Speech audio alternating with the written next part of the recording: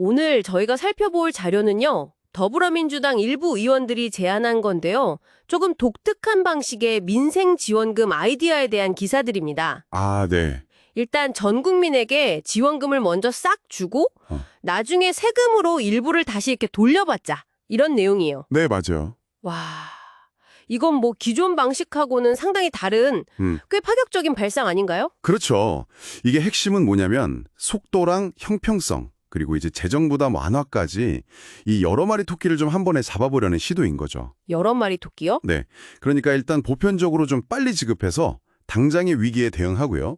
대신에 소득이 높은 분들한테는 나중에 세금으로 환수를 해서 재정 부담도 좀 줄이고 또 소득 재분배 효과도 같이 노려보자. 뭐 이런 취지입니다. 아하, 그 정성호, 소병훈, 민병덕 의원 등이 관련된 조세정책 세미나에서 나온 이야기군요. 네, 맞습니다. 그러니까 먼저 주고 나중에 걷는다. 이게 왜 이런 방식을 생각하게 된 걸까요? 혹시 그 선별해서 지급하는 것보다 뭐가 더 닿다고 보는 건가요? 아, 그 발제를 맡았던 김신원 박사 분석을 보면요.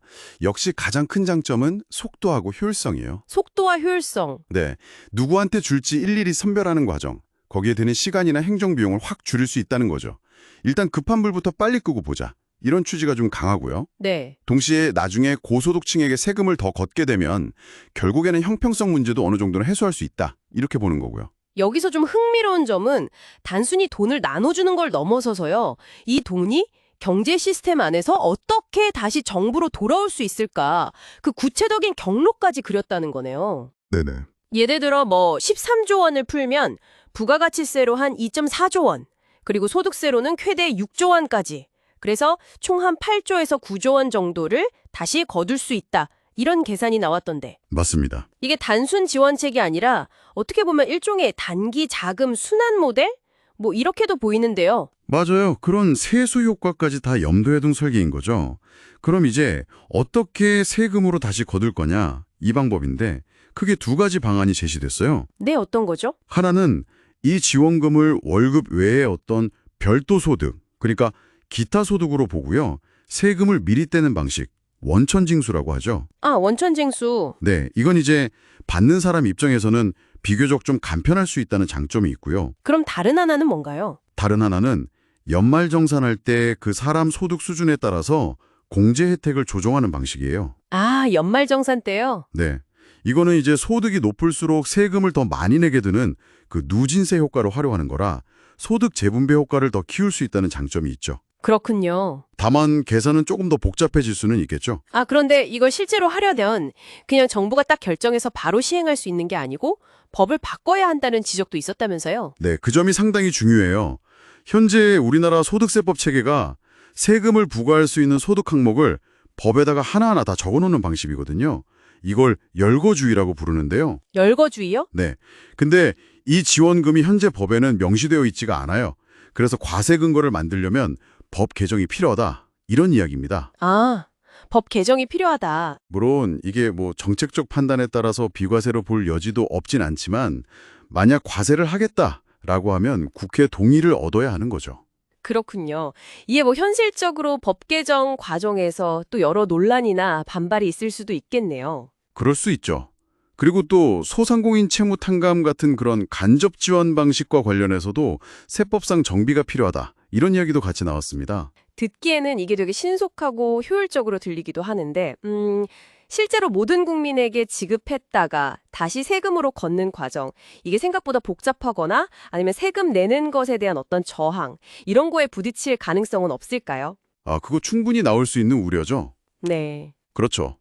그래서 그 홍기용 인천대 교수 같은 분은요. 세금 환수를 고려할 때 국민들이 최종적으로 자기 손에 쥐게 되는 돈이 얼마인지를 명확하고 좀 투명하게 알려줘야 한다. 그래야 정책 신뢰를 얻을 수 있다. 이렇게 강조했어요. 괜한 혼란을 줄이는 게 중요하다는 거죠. 그렇군요. 아, 투명성. 그게 담보되지 않으면 아무리 좋은 취지라도 오해받기 쉬우니까요. 맞습니다. 그럼 이 제안이 단순히 이번 위기 대응용 아이디어를 넘어서서 혹시 좀 더 큰 의미를 찾으려는 그런 시각도 있나요? 네, 그 지점도 되게 흥미로운데요. 유호림 강남대 교수 같은 경우는 이 방식이 국세청의 기존 시스템, 그러니까 인프라를 활용하는 거잖아요. 네, 그렇죠. 그래서 이걸 일종의 조세형 기본소득 모델의 실현 가능성을 아주 현실적으로 시험해 볼 수 있는 기회가 될 수 있다. 이렇게 평가를 했어요. 오, 기본소득 모델의 시험대요. 네. 그리고 발제를 했던 김신원 박사 역시 이 모델이 나중에 혹시 본격적인 기본소득 논의가 이루어졌을 때 국민들이 이걸 얼마나 받아들일지, 또 제도는 구체적으로 어떻게 설계해야 할지, 세금은 또 얼마나 거칠지, 이런 것들을 미리 좀 가늠해보는 사전 실험?